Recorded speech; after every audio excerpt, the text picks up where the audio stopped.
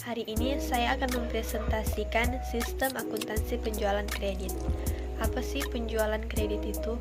Penjualan kredit yaitu penjualan yang dilakukan secara non-tunai. Dalam hal ini, laba yang diharapkan adalah lebih besar dari penjualan tunai.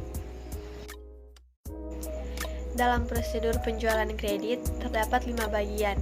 Yang pertama, bagian order penjualan. Kedua, bagian gudang. Ketiga, bagian pengiriman. Keempat, bagian penagihan. Kelima, bagian akuntansi. Pertama-tama, saya akan menjelaskan tentang bagian order penjualan. Di dalam bagian order penjualan, kami menerima order dari pelanggan. Kemudian, berdasarkan surat order yang diterima, kami membuat surat order pengiriman dan faktur. Lalu mendistribusikan surat order pengiriman lembar pertama dikirim ke bagian gudang.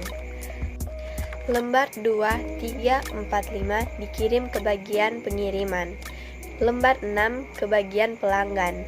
Lembar 7 ke bagian kredit. Lembar 8, 9 diarsipkan sementara menurut tanggal. Menerima surat order pengiriman lembar 7 dan bagian kredit untuk diarsipkan permanen menurut abjad. Lalu menerima surat order pengiriman lembar 1 dan 2 dari bagian pengiriman pada surat order pengiriman lembar 9. Lalu surat order pengiriman lembar 1-2 dikirim ke bagian penagihan. Selanjutnya, bagian gudang. Berdasarkan surat order pengiriman lembar pertama, dilakukan penyiapan barang. Lalu, barang yang telah disiapkan kemudian dilakukan penyerahan barang. Berdasarkan surat order pengiriman lembar pertama, maka direkap ke dalam kartu gudang. Bersama dengan barang, surat order pengiriman pertama dikirim ke bagian pengiriman. Kita lanjut di bagian pengiriman. Di sini kita menerima surat order pengiriman dan barang yang diterima secara bersamaan dari bagian gudang, serta surat order pengiriman lembar 2, 3, 4, dan 5. Lalu, menempel surat order pengiriman lembar 5 pada pembungkus barang sebagai slip pembungkus.